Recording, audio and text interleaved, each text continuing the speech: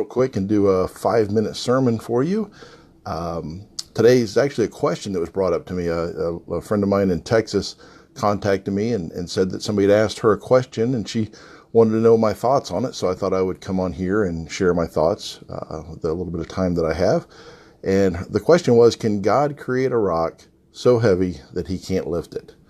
Now, maybe you've heard this before, and maybe you've heard it as a joke, or maybe you've heard it as a way for an atheist or somebody that doesn't believe to try and shut down a Christian when they're trying to tell them about Christ or trying to tell them about some type of a biblical principle.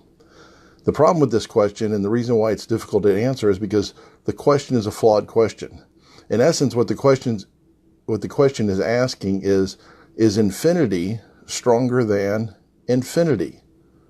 Well, there's no possible way to answer that. And C.S. Lewis said something to the effect of that nonsense is still nonsense even when it's directed towards God. And we shouldn't involve ourselves in that type of nonsense. And actually, the question itself, even though it's flawed, there is some valuable information there.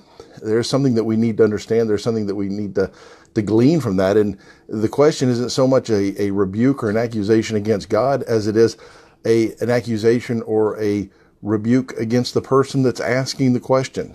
So what does that mean? How does that play out? Well, first of all, maybe the person is just joking. If they're just joking, well, that's understandable. I make jokes. I make a lot of jokes. And sometimes I make jokes like that I don't intend to be an accusation. I don't intend to be an affront towards Christians. I don't intend it to be an affront towards God. It's just a question that I ask.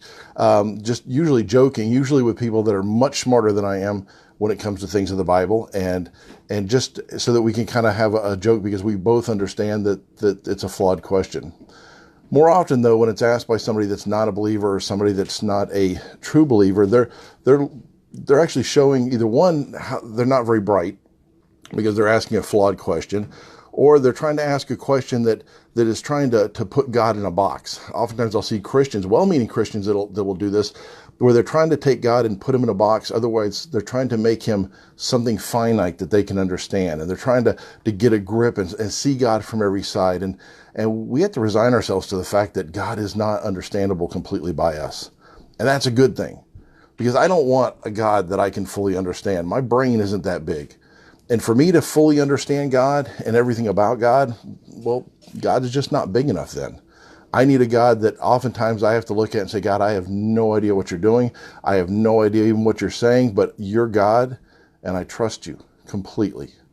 And we need to have that type of attitude towards God, not a God that we have to define every little bit of minutia about.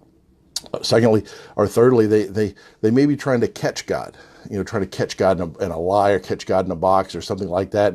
And we're never going to catch God. It's kind of like when the Romans, or when the Jewish people came, the Pharisees came to Jesus and they said, should we pay tithes to, or should we give taxes to Rome? They were trying to catch him in an impossible question, because if he said, yeah, we're supposed to be paying our taxes, well, then the Jewish people would turn against him.